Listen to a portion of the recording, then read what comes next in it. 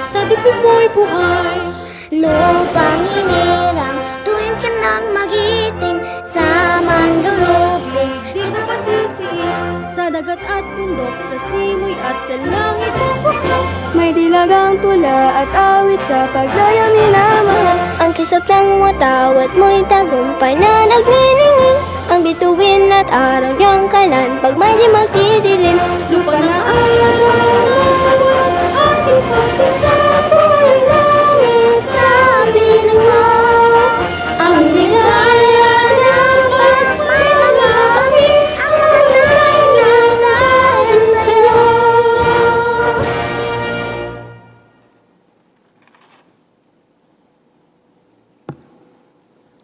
Ladies and gentlemen, honorable members of Congress, the President of the Republic of the Philippines, Rodrigo Duterte.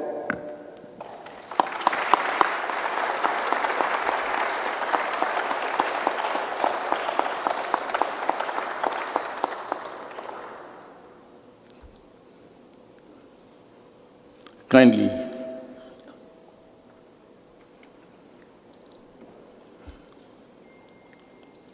Senate President Vicente Sotto III and the honorable members of the Senate, House Speaker Alan Peter Cayetano and the honorable members of the House of Representatives, Vice President Maria Leonor Robredo, former Presidents Joseph Ejercito Estrada and Gloria Macapagal Arroyo, Chief Justice Diosdado Peralta and the Justices of the Supreme Court, His Excellency Munter Mahfoud Salim Almantre, and the esteemed members of the Diplomatic Corps, Executive Secretary Salvador Mindaldia, and the members of the Cabinet, mga mahal kong kababayan.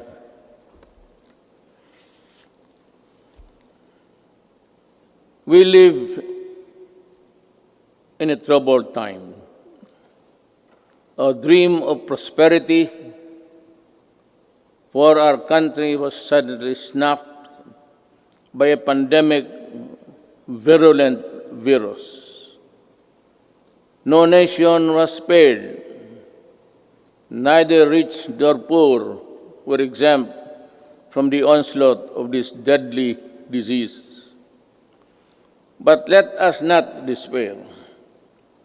The vaccine is around the corner. Sooner and not later, the virus that gobbled up thousands of lives will itself be laid to rest. In the meantime, let us express the nation's gratitude to those who courageously and willingly put their lives on the line to serve the people and country. We share the griefs of their families. No amount of tears can compensate their great losses. My countrymen, it is sad that while government focuses its attention resources to battle the coronavirus, there are those who take advantage of a preoccupied government. One of them is Senator Frank Dillon. In an interview, he arrogantly mentioned, among others, that oligarchs need not be rich. Then he linked the anti-dynasty system with oligarchy, and the topic was my daughter and son. This happened after the Committee of Franchise voted 70-11 to deny the grant of franchise to ABS-CBN. Obviously, he was defending the Lopezes, that they are not oligarchs. Great wealth enable economic elites and corporations to influence public policy to their advantage. Media is a powerful tool in the hands of oligarchs like the Lopezes, who use their media outlets in their battles with political figures. I am a casualty of the Lopezes during the 2016 election. The dealers and purveyors of illegal drugs, hiding in the shadow of COVID-19, have stepped up their activities. The amount of shabu valued at millions of pesos seized during police operations speak volumes of the enormity and the weight of the problem that we bear. The corrupt, the grafters, and the influence peddlers also take advantage of their fear and confusion that coronavirus generates the financial and material assistance of government to the unemployed, the sick, and the destitute, running into billions of pesos, are not spared from corruption and ineptitude.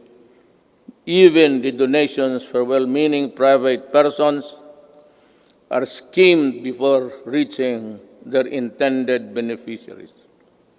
It is like snatching food from the mouths of the babes.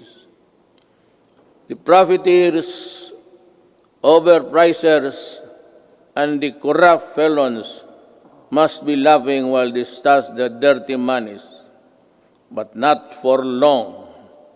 They cannot outrun the long arm of the law. In these regards, the words of former President Ramon Magsaysay ring fresh and relevant today as the day they were said decades ago. He said, "We need men of integrity and faith like Rizal and Del Pilar, men of action like Bonifacio, men of inflexible patriotism like Mabini. We need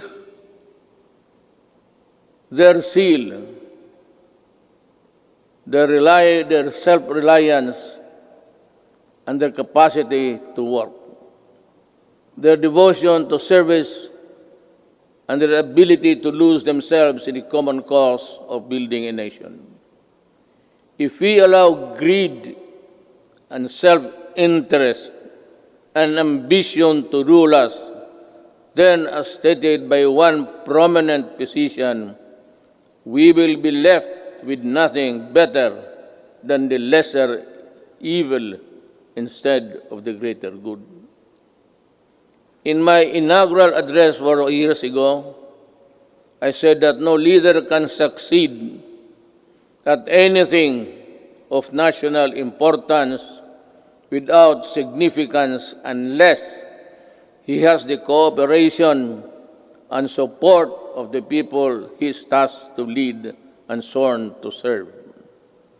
The efforts and resources which we poured out produced the momentum needed to bring our country closer to our goals. Suffice it to say, we made significant strides over time. Over 4.3 million poor families benefited from the Pantawid Pamilya. Over 92.2 million beneficiaries received subsidies under the unconditional cash transfer program. We also made available tertiary education and universal health care. Public utility drivers were given assistance to the Pantawid Pasada program. There are complaints that some drivers did not receive any assistance at all. I have directed the SWD and DILG to look into this. I welcome the passage of the law postponing the barangay and sangguniang kabataan elections. The postponement saved much-needed government funds and ensured the implementation of projects under the current barangay officials. In the hindsight, it also saved us from holding the polls while we dealt and continued to deal with the pandemic. The Malasakit Centers Act has proven to be a great help to our less fortunate citizens needing medical services through one-stop platform in government hospitals. We commend the initiative and work of Senator Bongo in this regard, as well as other significant pieces of legislation as of today. There are 75 Malasakit centers serving Filipinos all over the country. These centers will be of great help in ensuring that our people remain healthy and resilient during these challenging times. The Salary and Standardization Law of 2019 increases the salaries of civilian government workers. I hope that this law will inspire our government workers to perform better and encourage young, brilliant citizens to join public service. I appreciate the law of establishing the National Academy of Sports. We can now give our deserving student athletes the training and the support they need to excel in their chosen field of endeavors. With the commitment of key members of Congress, the Executive Department, the FISGOC, or the Philippine Sports Commission, and the Philippine Olympic Committee, we're bound together with one vision to host the 30th Southeast Asian Games. Our athletes prevailed. More than that, we fostered pride, patriotism, genuine sportsmanship, and camaraderie in our South Asian brothers and sisters. Indeed, we won as one. To our business community and the general public, we assure you that the landmark ease of doing business and efficient government service delivery act has been gaining momentum. We are closer to eliminating over-regulation in government services. Frontline processes, including consular services, processing of building and business permits, and the services of overseas Filipinos and seafarers were streamlined. Passports and driver's license validity were lessened to ease the burden of the public. We received a BBB plus credit rating despite ASEAN credit rating downgrades and negative outlook revisions in the worldwide.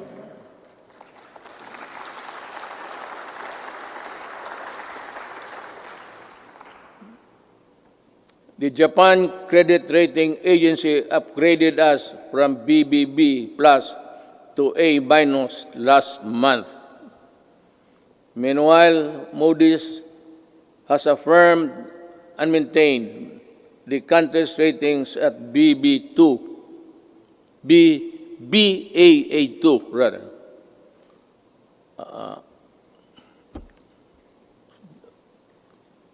To understand, because with the light I have eyesight is not as good as new. Our fiscal position is strong, our economic fiscal management prudent, and our banking system robust.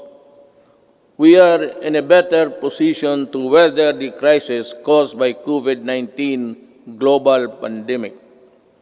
We have accomplished significant infrastructure projects under the Build program. I will not dwell lengthily on the nitty-gritty of our infrastructure accomplishments now, lest I bore you. Instead, we will release a comprehensive written report of our collective milestones and the details of accomplishments that remind us that perseverance, patience, determination will help us move forward even in the most difficult times. We issued last year the Executive Order number 100, establishing the Diversity and Inclusion Program as national program of the government. We want to end discrimination of persons on the basis of age, disability, ethnicities, sexual orientation, and gender identity and expression, and other character traits. My administration always believed that freedom from illegal drugs, terrorism, corruption, and criminality is itself a human right violation. Part of our efforts to uphold human rights is protection of the rights of children and the right against discrimination. Early last year, I signed Executive Order number 92, creating the National Council Against Child Labor. Government efforts to protect the rights of children will be amplified to prevent, reduce, and eliminate any form of child labor. Our achievements along this line will have been extolled by an overwhelming number of fellow member states in the UN Human Rights Council during its recently held 44th session last June. Rest assured that we will not dodge our obligation to fight for human rights. My countrymen, there are lessons to be learned from the coronavirus pandemic. It jolted us to realize that gains made after spending so much planning, effort, cost, and time could diminish considerably and quickly for reasons beyond one's anticipation. That it is much easier to destroy than build.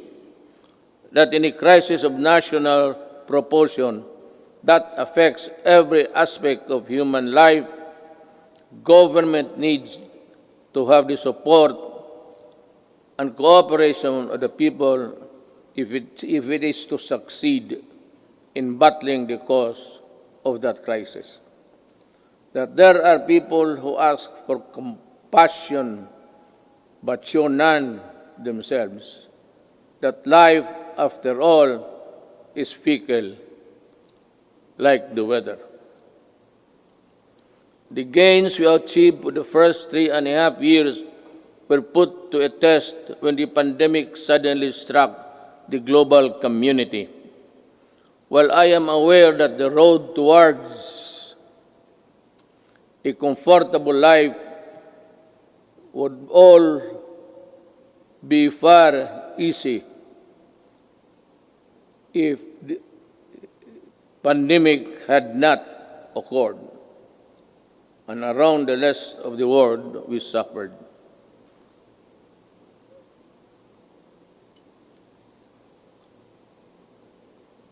The global scale and socio-economic impact of COVID-19 pandemic has been unprecedented. Yet, in the throes of its global health emergency, we have been able to withstand the headwinds generated by this coronavirus. In this regard, I would like to express my gratitude to all those who made possible the steady supply of food, water, basic utilities of our households.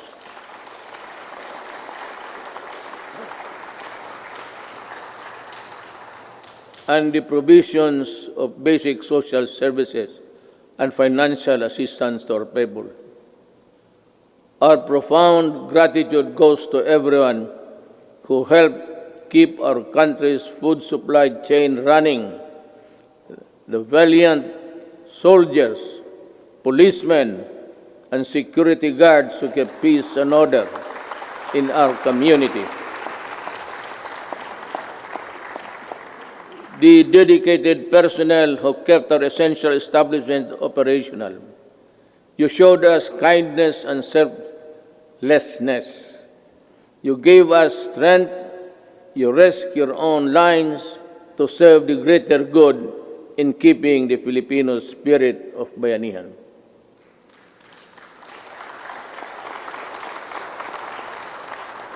I also thank the men and women of the Interagency Task Force on Emerging Infectious Diseases and the National Task Force Against COVID-19 for all the countless hours it spent to keep the pandemic in check and for all the efforts it made to ensure the safety of our people.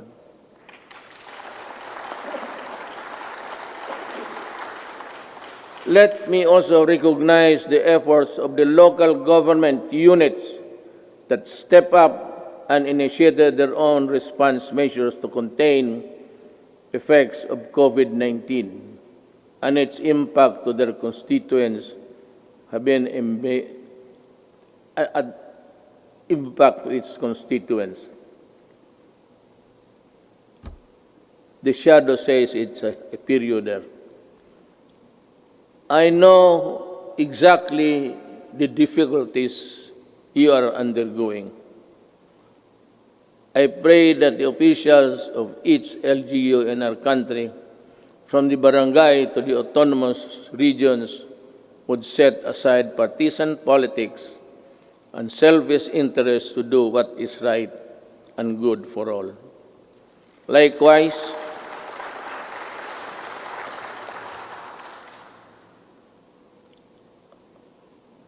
I likewise issued Executive Order Number 104, which imposed ceilings on retail prices of at least 133 drugs and medicines and directed a continuous review of the retail prices of others. This proved to be providential now that we are facing a pandemic. To everyone who helped us in this time of great need, maraming salamat po.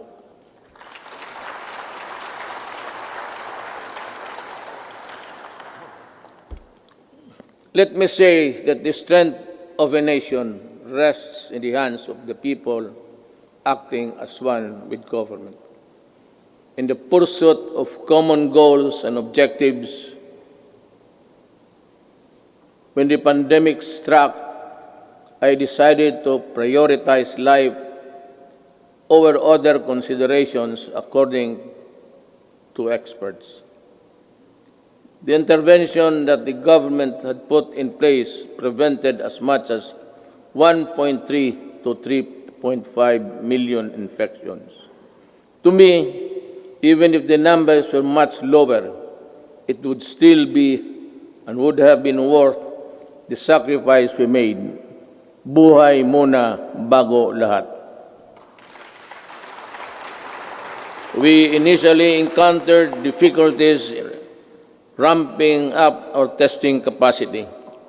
We now have 93 accredited testing laboratories nationwide, and we are aiming to conduct 1.4 million tests by end of July and ensure a quick turnaround time of 48 to 72 hours.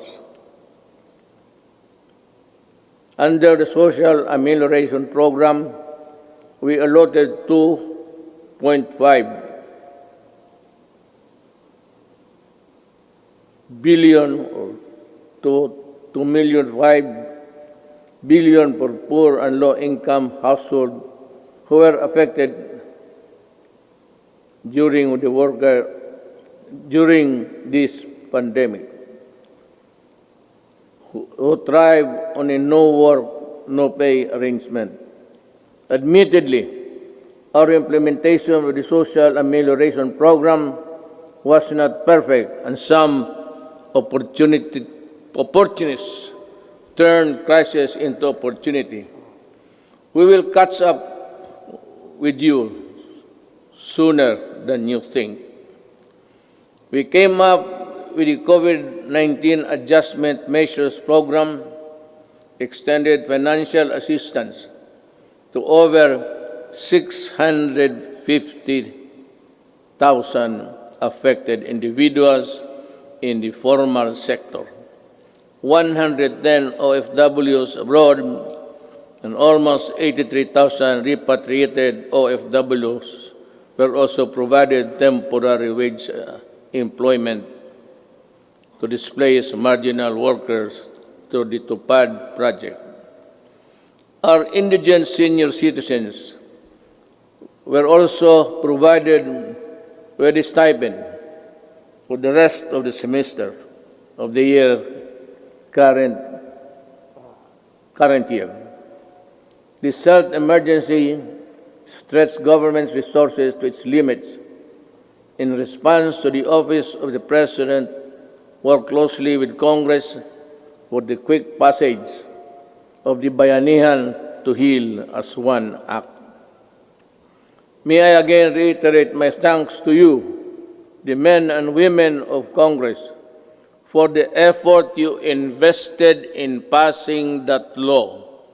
I hope that we can get some or the same treatment of clarity, purpose, and the fastness to support the passage of the Bayanihan Recover to Act as One, which is supplement funds for recovery and response against the impact of COVID-19 pandemic. We must facilitate the country's economic recovery. I call on Congress to fast-track the passage of the proposed measure, such as the Corporate Recovery and Tax Incentives Enterprises or CREATE Act. This immediately cuts the corporate income levy from the current 30 to 25% and give government flexibility to grant a combination of fiscal and non-fiscal incentives, among others. The Financial Institutions Strategic Transfer, or First Act, will set up mechanisms allowing banks and other financial institutions to dispose of and transfer non-performing assets and loans to asset management companies similar to the special purpose vehicles. Our economic managers have seen infrastructure investment as an effective tool to help spur high growth, attract investments, create jobs, and achieve financial inclusion for all Filipinos.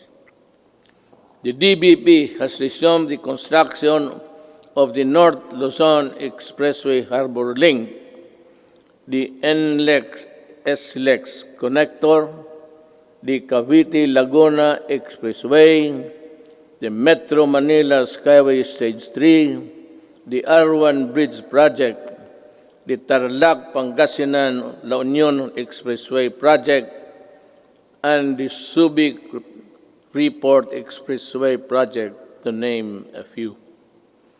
To realize the maximum benefit from the country's investments, the infrastructure projects under the Build program, which are labor and capital intensive, are not mere springboard for the country's swift recovery pandemic.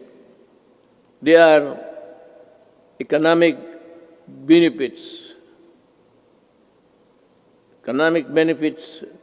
to be distributed to all corners of the country and push sustainable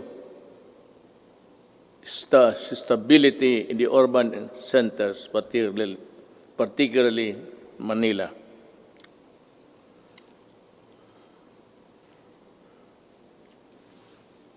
The TESTA launched online mode of livelihood and skills training. There are 71 free online training to help upskill trainees for the right opportunities. I asked TESDA to come up with special training programs to retool our OFWs so they can find employment opportunities here and at home. I am also calling on the CHED for scholarship programs for the qualified dependents of our OFW. I direct the Department of Agriculture and DTI to come up with the agribusiness and entrepreneurship projects to help displaced OFWs rebuild their livelihood. Further, I ask the Land Bank and other government financial institutions to continue providing low-interest loans to our OFW. Sa mga kababayan ko na naghihirap sa ibang bansa, nandito na ang inyong gobyerno para matulungan kayo at inyong mga pamilya, lalo na sa panahong ito.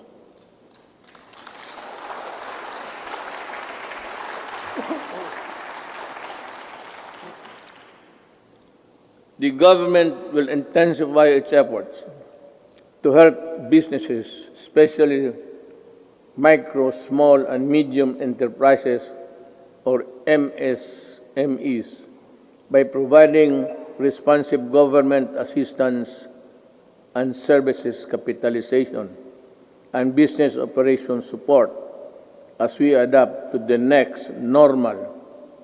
Nananawagan po ako sa ating mga lessors.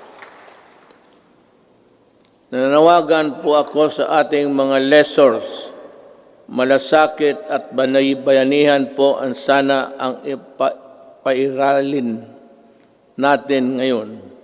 This is not the time to drive away leases. During normal times, they were the primary source of your income stream. Now, it's time to be fair and compassionate. Come up with an amenable arrangement with your tenants. Huwag po natin silang pagtabuyan, tanggalin ang tubig, kuryente at bubong. Commercial establishments are requested to give grace periods to allow deferment of payments, especially for MSMEs that were forced to close down during the quarantine period. Let us help them recover.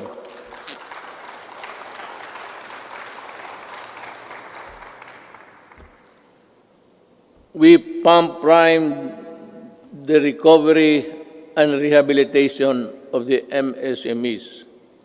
The DTI to the Small Business Corporation set up the Philippine 1 billion COVID assistance to restart enterprises or CARES program to provide zero-interest loans for MSMEs affected by the pandemic as of July 10, 2020. Over 2,600 loans applications worth more than 182.5 million have been approved. We are optimistic that this initiative will help our MSMEs stabilize and recover from their losses. I also join the Bangko Sentral ng Pilipinas and the banks operating in the country to provide regulatory relief for our MSMEs and allow loan payment extension without incurring penalties and charges.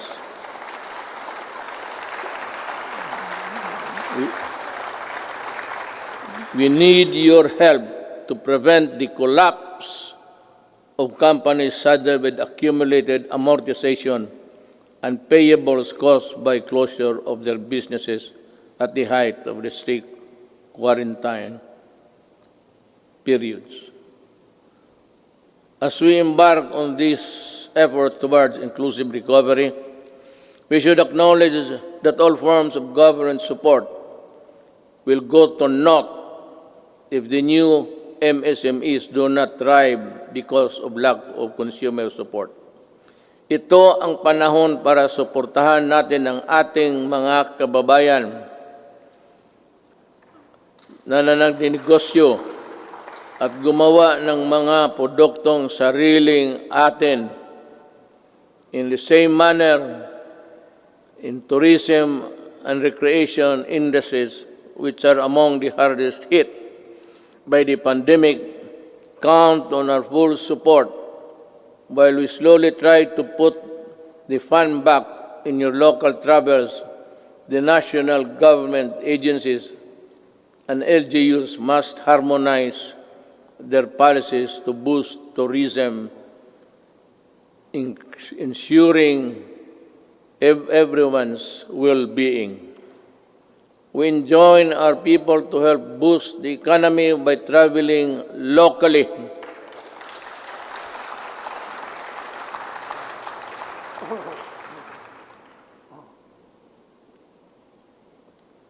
Local na lang. Once the necessary system are in place. The DOST offers its enterprise technology upgrading program to enable businesses to access training that will help them transition to online and contactless operation. Now more than ever, we need to protect our consumers. I direct the Department of Trade and Industry to ensure the empowerment of Filipinos on consumer rights and coordinate strategies between public and private organizations in building a fair, safe, resilient, and sustainable economy. There are welcome developments for commerce and industry, but major economic activities take place in borderless environment with the meager regulatory controls. They expose consumers to various risks related to security, data, privacy, and misrepresentation. We must patrol the country's cyberspace and enforce online consumer and data protection and privacy laws. We must run after online scammers and those undermining the people's trust on the online transactions. We must continue to protect Filipinos in the normal and remind the world that we are responsible stewards of data. I am committed to protect both physical and digital lives of our law-abiding countrymen.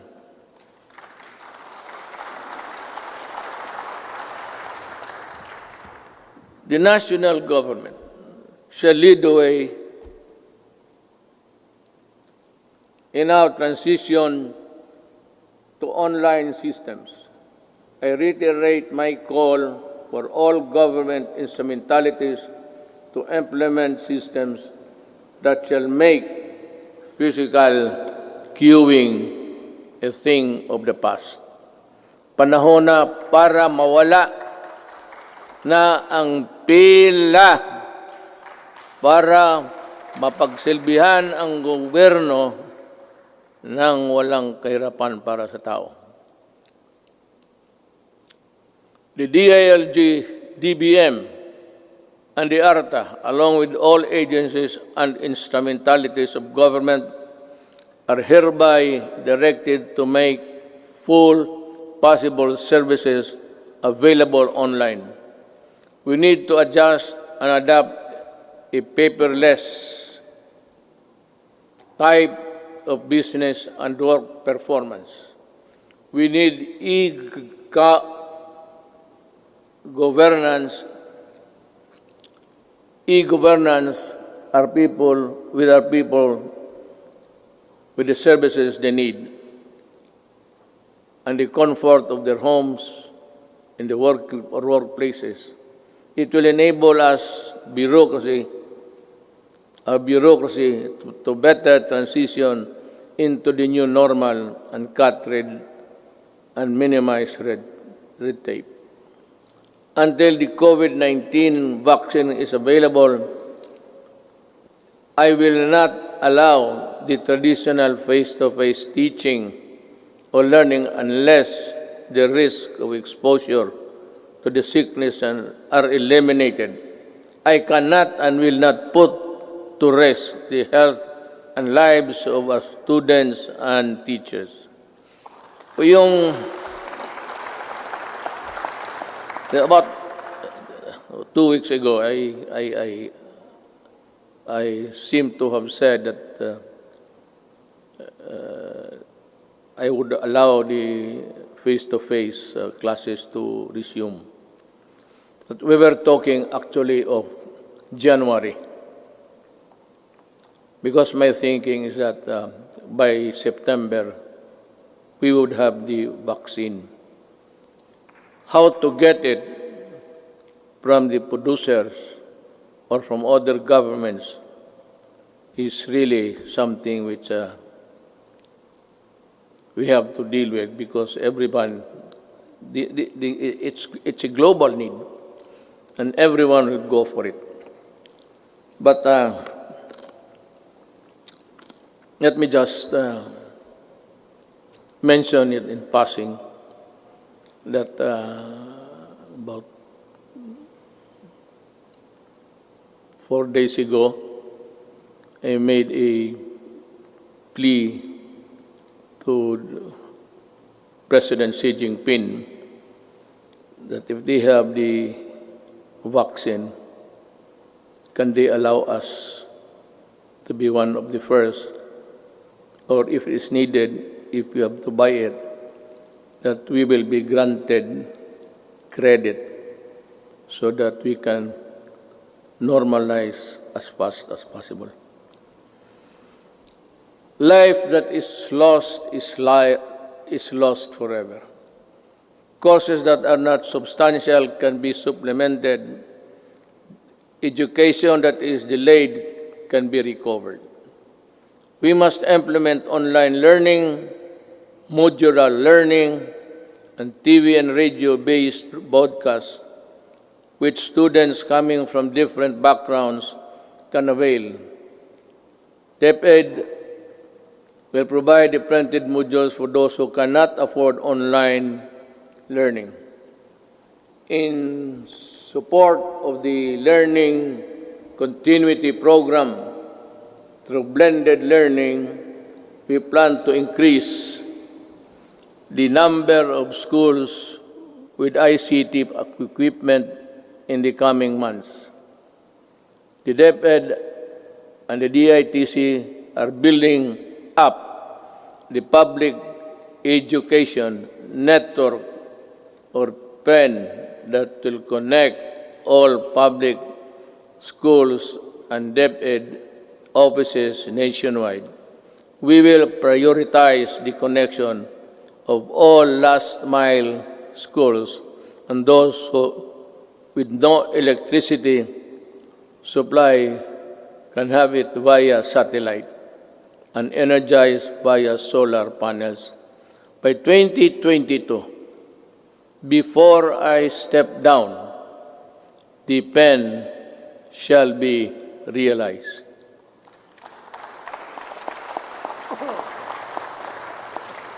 I'm referring to the program. I will do it. TV frequencies reverted back to government for whatever cause or reason shall not be used exclusively to the exclusion of other persons or other dummies to cope up with the demand of the next normal. This will be used to provide uninterrupted quality education to our children in our shift to e-learning.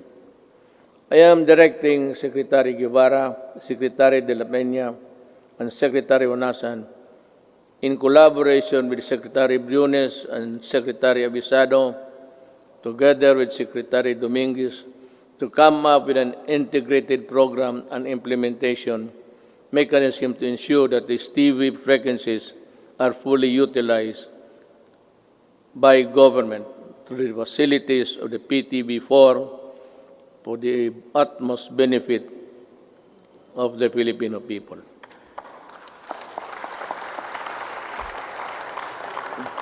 Let me just allow me to segue a little bit. For the remaining 2 years of my term, all that is good that belongs to government, whether it be the airwaves, whether it be the lines, or whatever that is good for the people, will belong to the government, and it should be government who should be given the first option to utilize them. Ang sobra kanila. I call on our communication companies to improve their services lest we be forced to take drastic steps to address the less than deal service that the public is getting from you. Alam mo, sisingit na lang ako dito. I am sometimes you are government pictured to be weak and incompetent because we cannot really force our mandate.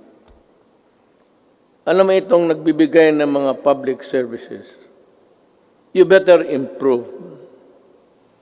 Huwag naman ninyo kaming pahintayin 10 taon bago kami makakamit ng mga services that the other countries are enjoying. If it's just a question of added capitalization or the infusion of money, go and look for it. Maghanap kayo, because if you are not ready to improve,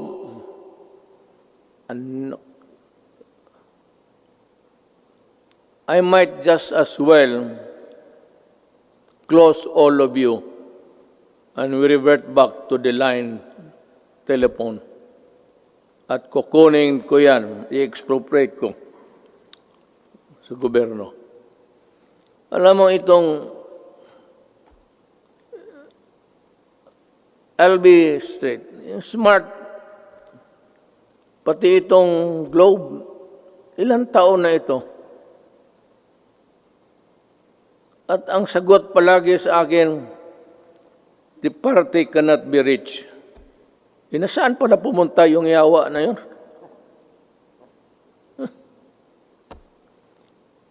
Kung gano'n lang naman ibigay ninyo sa amin, we are a republic, a sovereign country. Bear that in mind, because the patience of the Filipino people is reaching its limit. At I will be the one to articulate the anger of the Filipino people. and you might not want what I intend to do with you. Kindly improve the services before December. I want to call Jesus Christ to Bethlehem. Better have that line cleared.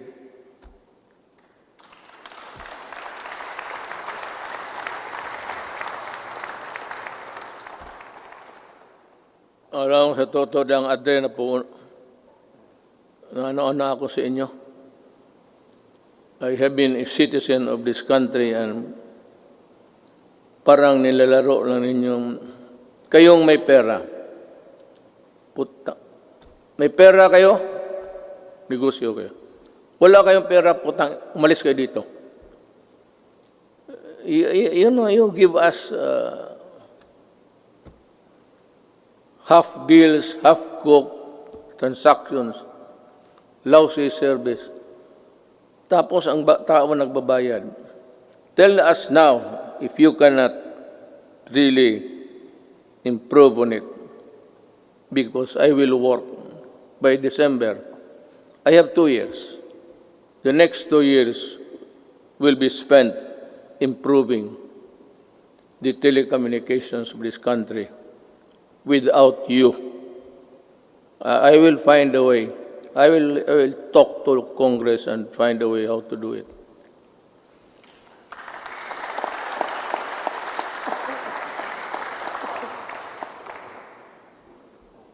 Last year, I said that distributing economic business activities is imperative to our country's sustained and equitable growth. Today, I reiterate that statement. I issued Administrative Order Number 18, directing concerned agencies to strengthen the development of special economic zones in areas outside Metro Manila. I also issued Executive Order Number 114 to institutionalize the Balik Probinsya Bagong Pag-asa program. This consolidates and refocuses existing economic and social welfare programs, activities, and projects toward the countryside. It is also an international agency council headed by Executive Secretary Salvador Medialdia, which will create a framework for the effective implementation of the project. Kung hindi ninyo ako naiintindihan sa sinabasa ko, mas lalo ako.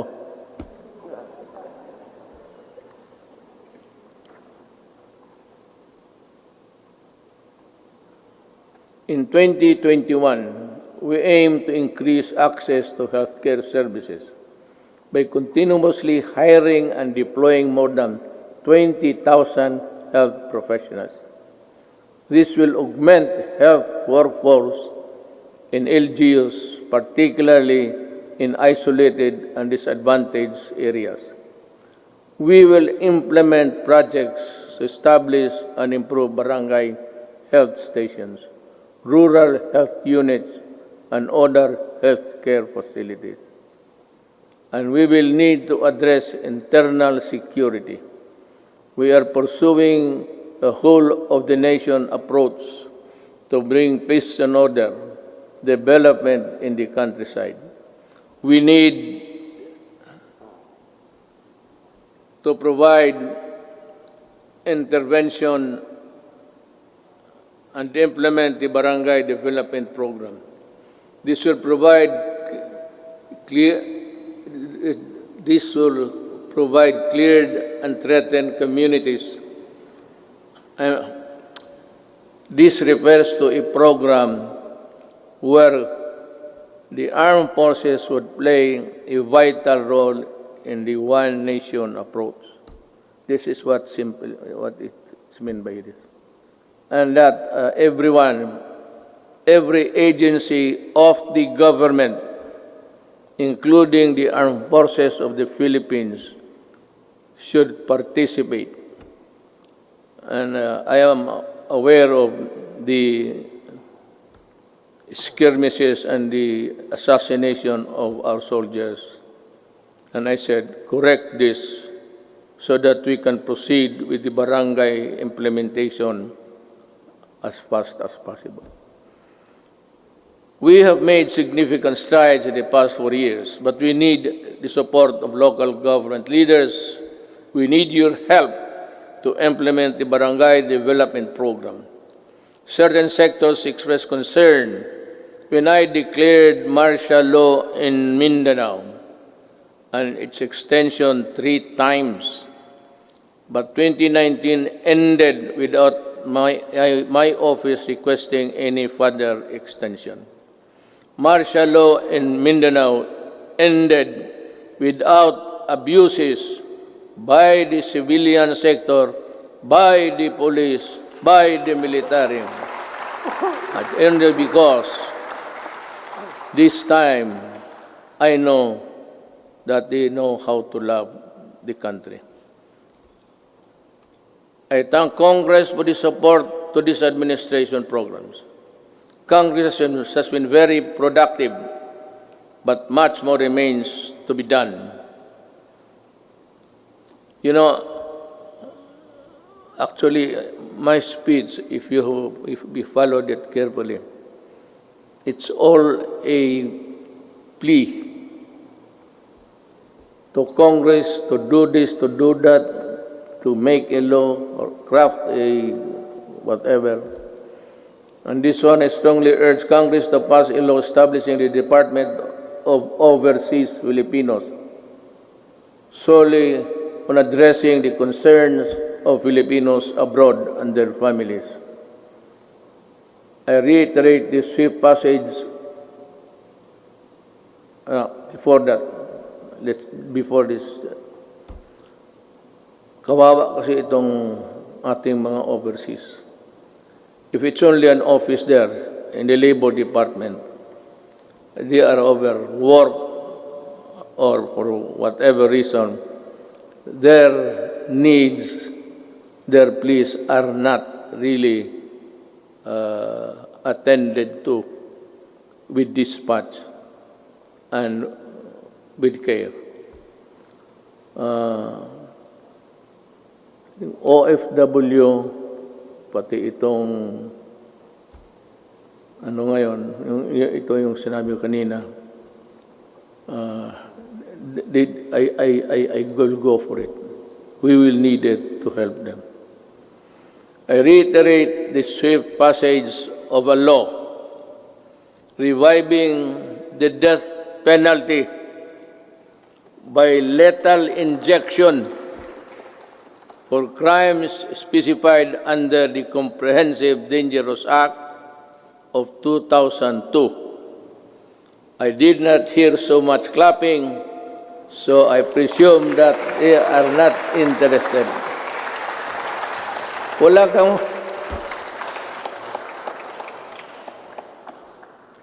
Someday I'll tell you the story of what happened to the Philippines. Hindi ngayon. But when sabihin ko sa inyo ang totoo, bakit nagaganito yung droga ng Pilipinas? Why the drug syndicates continue to operate just like the countries of Colombia, Mexico, and it is being played inside the national penitentiaries. Para tayong talagang binababoy tayo. Sabihin ko sa inyo. But this is not a time for storytelling. Sona kasi ito. So, dito na. This law will not only help us deter criminality, but also save our children from the dangers posed by the illegal and dangerous drugs. May I be allowed with the indulgence of the body. Itong bakit talaga ako galit sa droga. Let us make this a semi-formal speech. Alam mo kasi, 5 pamilya members, o 6 or 7, pagka bumagsak yung tatay to drugs, the family crumbles. There's no more home to. Droga, and if he's receiving his salary, nagtatrabaho sa pantalan, 300 a day. Tapos ang shabu is sold at 2. He has about 100 to bring home. Kaya pagka gano'n, nag-aaway-aaway na. Ang mga bata, hindi nakapag-aral. Ang iba, ligaw na. Mga babae, into early prostitution. Kung ano-ano nangyari. Hindi lang alam nitong mga na this is happening all over the country every day. And what is really very tragic is this. When the family starts to crumble, there's no more family home. And invariably, the wife would look for another husband would look for a job, usually, easily, doon sa abroad. At yung asawa, aalis, yung lalaki na sa droga, yung mga anak iniiwan sa kapitbahay, sa kapatid. And the ferocity of the loss of the Filipino family home has been destroyed. Kaya kung anong mangyari nito, the wife works in the Middle East. I am not zeroing on any particular country, mind you. But alam natin, there are tribes in the Middle East which would allow rape as part of the territory of being a house help. Kasama yan. Kasama talaga yan. So yan ang mahirap dyan. You have a wife there being crucified, being used, magpadala ng pera, tapos ang mga anak, asan nasa Cebu na rin. Kasi these are the guys that the Cebu people would really, stick by them until it crumbles, the resistance. And then you have plenty of this all over the country. Nila alam. Yung sinasabi nila ng misery sa itong human rights, plus 10 yan. Not to count the victims of crimes perpetrated by people addicted to Cebu. That is the reason why I'm so vicious in my galit talaga ako. Nilalaroan tayo. Well, I don't know. Any other president might, pero ako ayaw kong lalaroan ng Pilipino. Do not do it in my country because I will really kill you. That is a commitment. Owning safe, decent, and affordable housing is every Filipino's dream. But the housing market remains inaccessible to most of our countrymen. I renew my call for Congress to pass the National Housing Development Bill and the Rental Housing Subsidy Bill. These will enable all Filipinos, regardless of social status, to live in decent homes where their families can lead meaningful lives.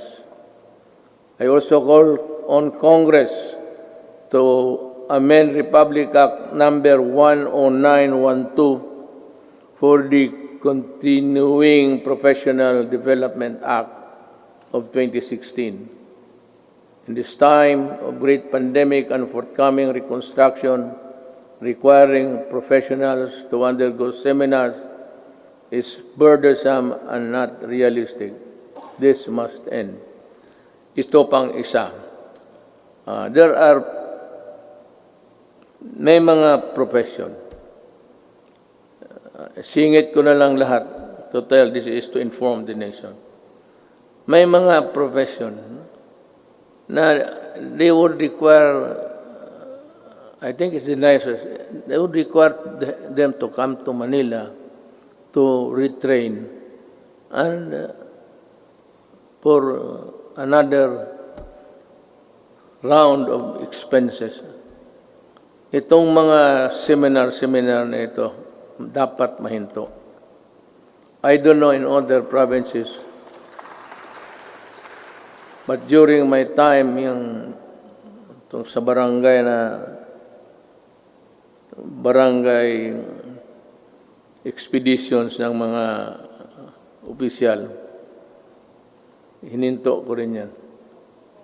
And which reminds me, I will act on this also in due time.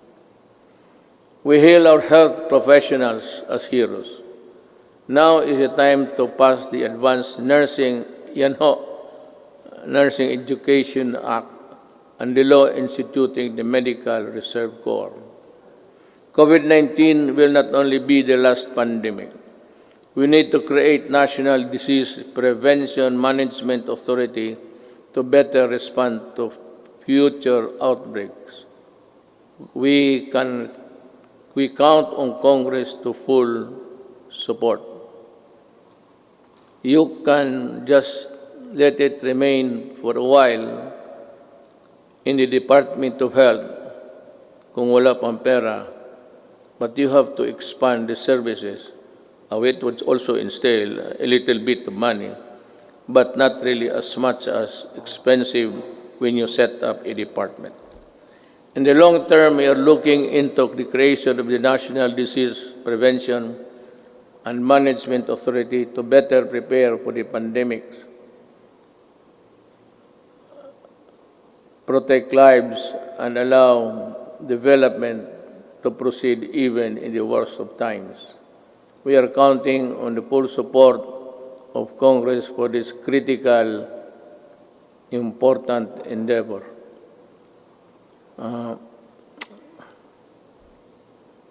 I don't know, but I leave it to Congress to really. It's another department. There seems that it could be a multi-layer, redundant thing between the health and the proposed department. I call on Congress to prioritize the passage of a law for the unified system of separation, retirement, and pension, and of the military and uniformed personnel without, however, diminishing the benefits that our uniformed personnel are entitled to under existing laws. There is a need to adjust the pension system, which will be applicable only to the newly hired uniformed personnel, so as not to cause a ballooning effect against the budget of the military in the years to come, and yet maintain the pension benefits those already in service under the present law. This issue needs a solution now. Umpisa natin ngayon para hindi na maging problema sa sunod na mga taon.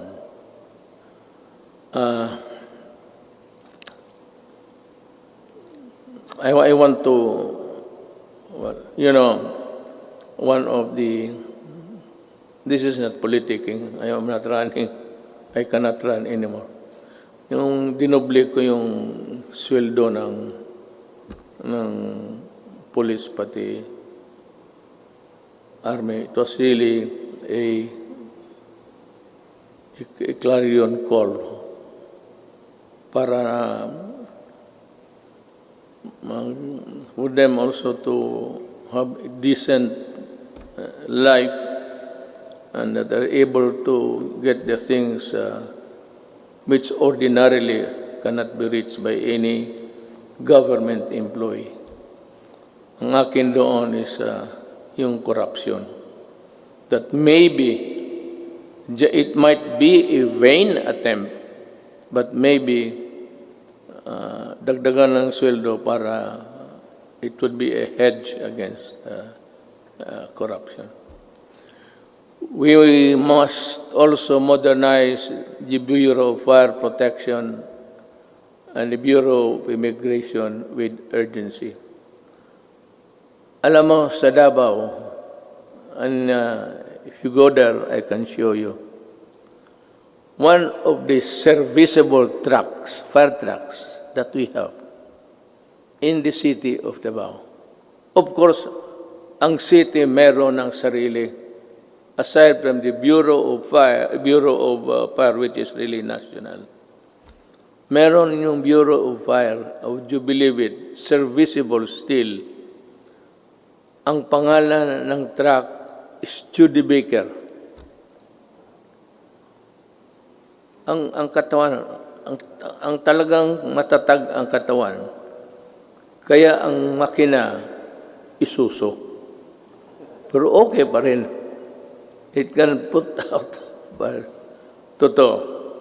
This is how this Bureau of Fire issue medyo na overlook natin ng matagal. I emphasize the creation of the Department of Disaster Resilience and our people's safety, which cannot be delegated to any council or commission. Equally important is establishment of evacuation center in every city, province, municipality throughout the country. We must act before another major disaster shakes into action. Problem is disaster and even a fire. This cannot be made a study for projection when the earthquake would suddenly come and make a big crack there. Hindi natin alam talaga.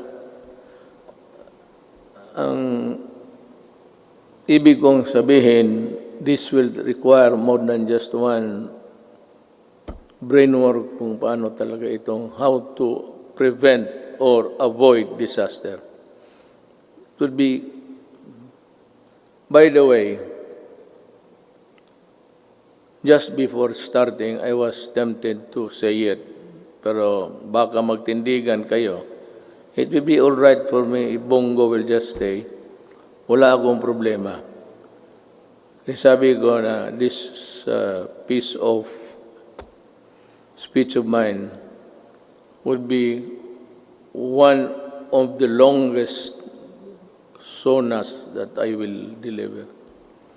Nakita ko yung page pagbigay sa akin. Yung ibang input akin. Pati yung, di ba, lahat. Ang nangyari po, binalik ko sa kanila. Make it short. Pagbalik sa akin, mas makapal na. Nandyan na ngayon. Ito na ngayon.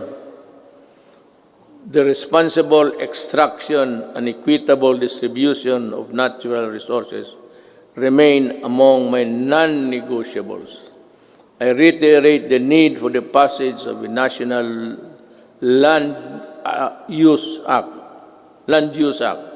which has been pending for decades. Pakisilip lang ho ninyo yan. For the rest of my term, I hope to see concerted efforts in protecting the environment. The rehabilitation of Boracay Island showcased our resolve to safeguard the environment.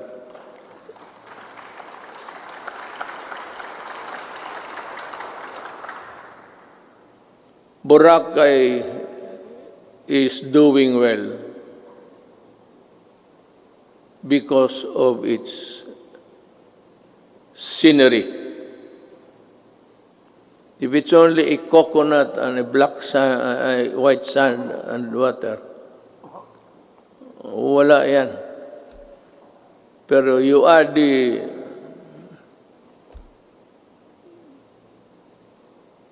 visitors there, then it becomes a very tempting destination. We have seen remarkable emergence of the island back to its former glory. I want this sustained. I ask Congress to enact a law creating, importante ito, the Boracay Island Authority, or BIDA. We need it. I cannot stress enough the importance of agriculture. The growth of our economy depends on a robust agricultural sector. We must utilize the coconut levy for the welfare of our coconut farmers and the development of our coconut industry. I urge everybody, both of the executive department, pati ito, that ito yung pera na nakuha doon sa sequester. And itong perang malaking ito, gagamitin ito for the welfare of the farmers. The problem is, we can no longer trace who are the farmers of yesterday. Marcos is a distant star. We do not know. Ako alam ko because we had a little piece also that was covered by the land reform. Hindi na natin malaman kung sino ang may-ari. So I think Congress should look again and try to sort out how best the money can be utilized. I will not make any suggestion, but I leave it to Congress to decide what to do with it. I once again urge both houses of Congress to pass a version of the bill establishing the Coconut Farmers Trust Fund. Tulungan natin ang ating mga magsasaka pagka hindi mawawala yung pera, bilyon yan. Diyos ko po. Well, anyway, we have learned so many lessons along the way. I am also requesting Congress to pass the Rural Agricultural and Fisheries Development Financing System Act. We aim to provide adequate, accessible, and affordable food for every Filipino through the Plant program. After the build, I think this is easier to achieve. A few good men, few good regional directors at DAR, and dedicated workers down below could make this thing a success. Mas madali ito kaysa build. Ito plant lang. It is more of how you try to convince the farmers to cooperate government for their benefit. This 66 billion agricultural stimulus package will help the agricultural and fisheries sector recover. I hope so. We need to build trust and confidence in online transactions, stronger protection on online consumers, and enabling measures for online business needed through the enactment of an Internet Transaction Act. This is very good. I thus direct the Department of Trade and Industry and other relevant agencies to work on it closely with Congress, ensuring that the provisions of the proposed bill are responsive to the needs of the consumers while promoting the growth of e-commerce in the country.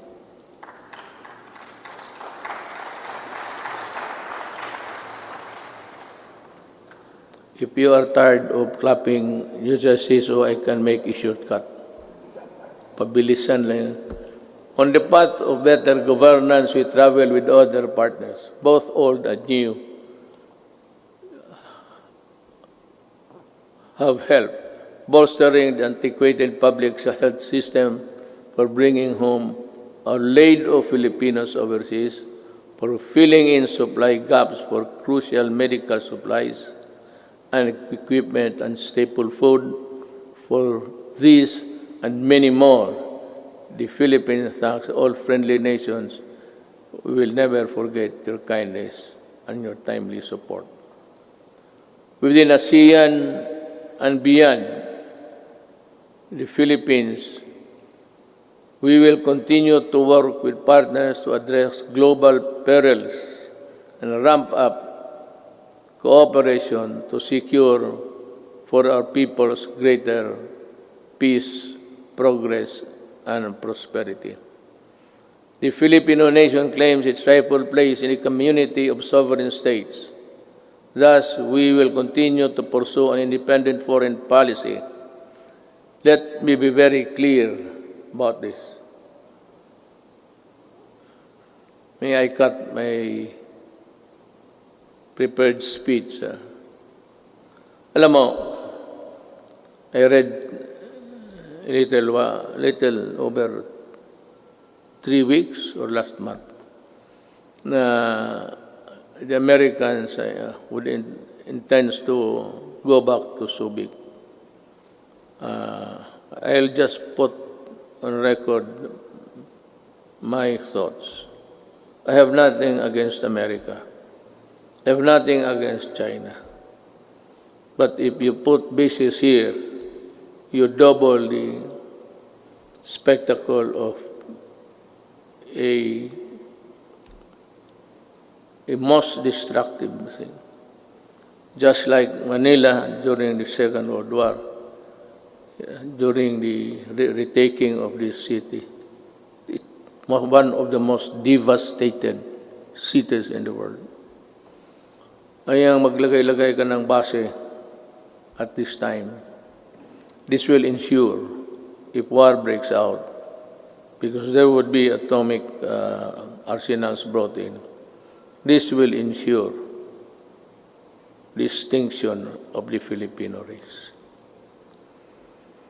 We work without fail to protect our rights in the South China Sea, neither beholden nor a pawn to anyone. We broaden the boundaries of Philippine diplomacy. We build productive ties with everyone willing to engage us on the basis of equality and mutual respect. And we redefined our relationships with our most important partners, placing the country in a far better position to advance our interests in an evolving regional order and emerging global problems. Now,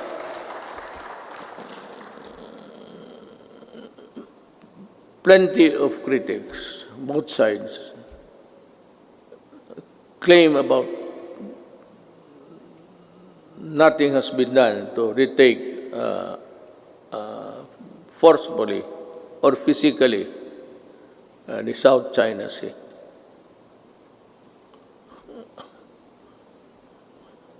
Alam mo,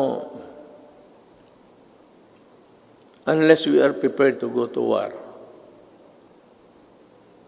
I would suggest that we better just call off and treat this, I said, with the diplomatic endeavors. China is claiming it. We are claiming it. China has the arms. We do not have it. So, it's simple as that. They are in possession of the property. You remember property, you're a lawyer, property rights. They are, it has nothing to do with the Philippine laws on property. But it's akin to, they are in possession. So what can we do? We have to go to war.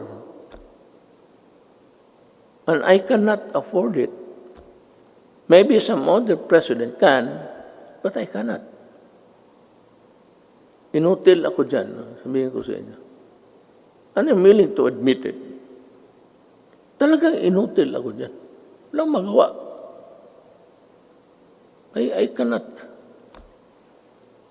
The moment I send my Marines there at the coastal shores of Palawan, tinamaan ng cruise missile lahat yan. Hindi pa nga sit sail yan eh. Sabog na. Let me see again that the victory in a global battle against COVID-19 would take longer than we expect. Everyone's cooperation is needed. I know that you have, the Filipino people, have sacrificed a lot, but we have no other choice but to work together and to do even more. I must admit that our actions have been far from perfect. Totoo yan. I admit it. And there could be improvements here and there. But all of us in government, including myself, assure you that we will not stop until we get things right and better for you. I know that many of you are worried not only about health and safety, but also about our ability to move around and ride public transportation. The depletion of your savings due to the rising cost of goods and the loss of your incomes due to uncertainties in your jobs and livelihood, I assure you that your government will address squarely these problems and challenges to overcome them and proceed to a new normal. Marami ho talagang mawawalaan ng those for a middle income. They buy a car on installment basis. You cannot keep up with the amortization. You lose it. You lose the car. And you are forced to ride on public utilities. Concomitantly, didiretso rin itong mga kriminal na rarami at crimes will increase. But let me assure you, for as long as I am president, there can never be a runaway crime in any of our cities. Hindi ako papayag na ganun. I can assure you, we will remain peaceful. Relatively peaceful. Hindi naman very peaceful. Pero kung sabihin mo na kagaya ng hold up dito, hold up, alam naman nila kung anong mangyari. You know what will happen to you. I am addressing myself to the criminals. You commit hold-ups, you commit rape, you commit all sorts of things, and you harm the public, then kaaway mo na ako. Pag bumalik kayo sa dati, kagaya noon, patong-patong na naman ang patay dito. Sigurado, hahanapin ko kayo. Do not ever go back to your old ways. Maghanap na lang kayo ng anong trabaho dyan. Magtiis kayo. To open up the economy to pre-COVID-19 levels at this time is not an option because whatever good it can produce will only be gobbled up or be outweighed by the bad it will generate sometimes. Haste makes waste. The recent upsurge of infection, when you open little windows of resumption of business, is proof of that.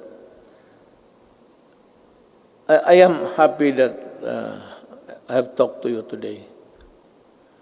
You know, in other places, they opened up too early, too soon. America is one.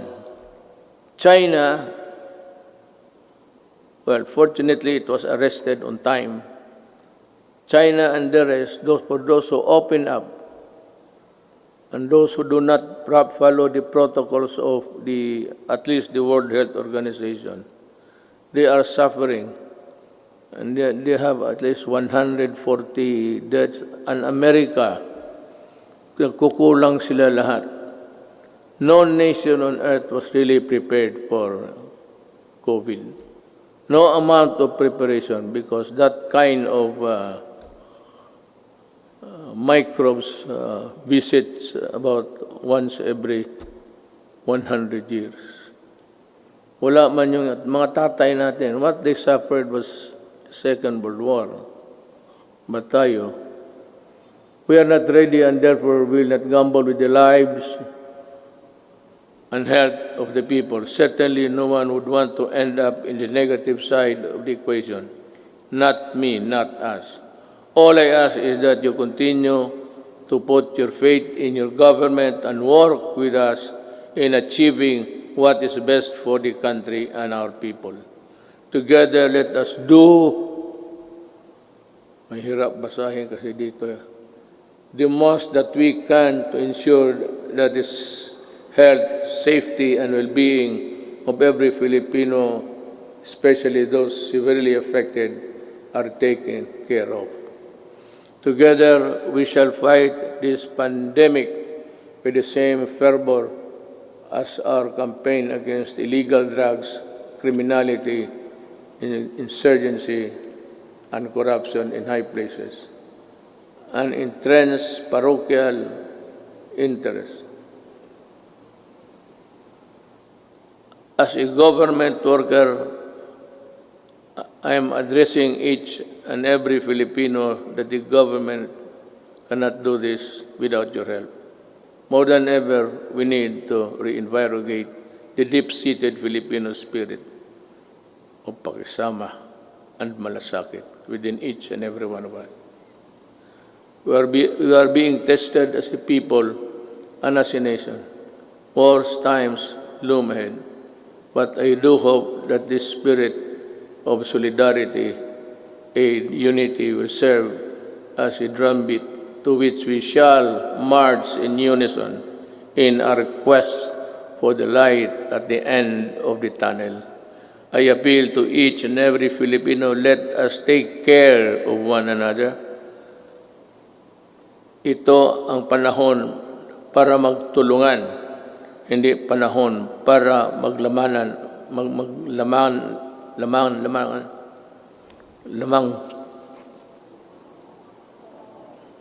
mamang dila ko. Hindi maglamang at pagkakaisa. My faith in the Filipino innate patience, resilience, and determination to bounce back is unwavering. Let us share our blessings with those who have little and those who have none. This is the time to bring out the best in us. The woes that weigh heavily on our shoulders may bend our back, but they shall not bend or break our spirit. From the rubbles of adversity, a more resilient and stronger nation, built on bayanihan and pagkakaisa, shall rise. Together we shall overcome. Before I pardon the time, but it was really the allotted time for my speech, I would just like to give a statement between us sa gobyerno kung hindi tayo nakakaintindihan.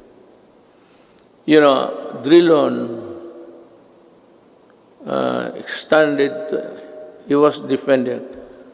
I would like to ask Drilon, were you a part of ACRA when this contract of Ayala Water was being drafted? And why are you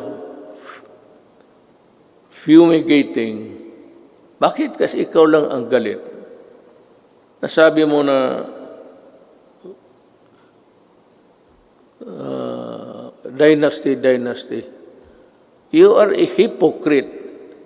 You know that you cannot pass an anti-dynasty law. Ikaw nandyan sa Congress, ikaw ang mauna dito. But you know, to take it against me for protecting my country is something which I really resent.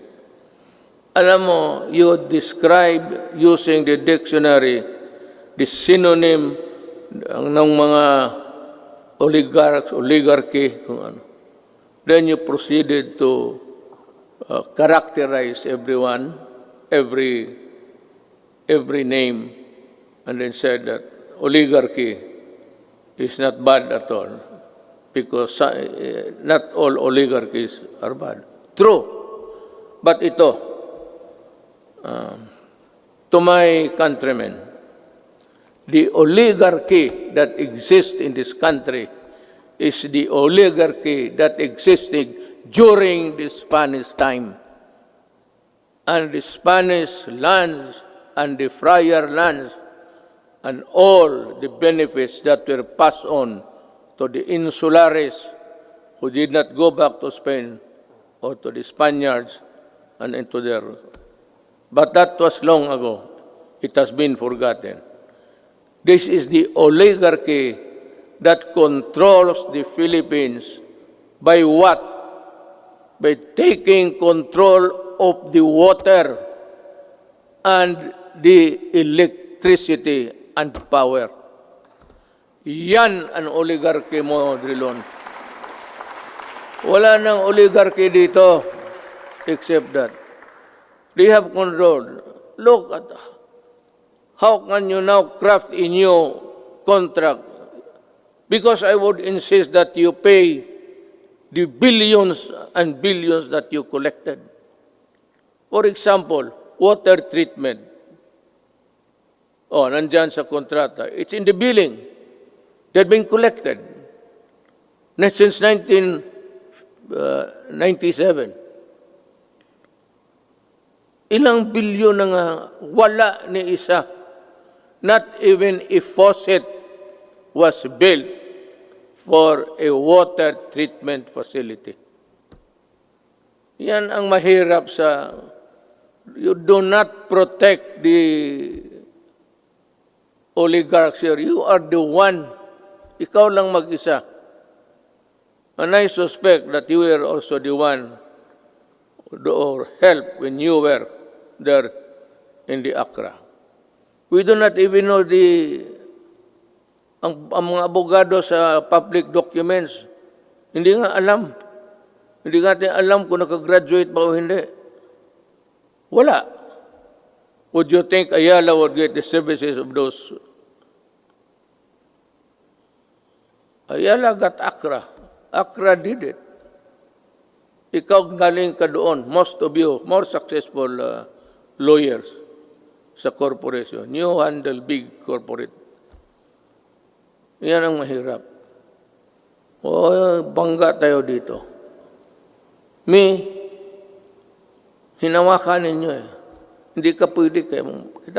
Kita mo, noong nag-increase, walang tubig, pinuputol yung tubig. Ang tao, bumigay kasi hindi pwede yung tayo di maligo. hindi uminom. Electricity, ayaw mo mag-increase. O ayan, wala ka. Palaging brown out lahat.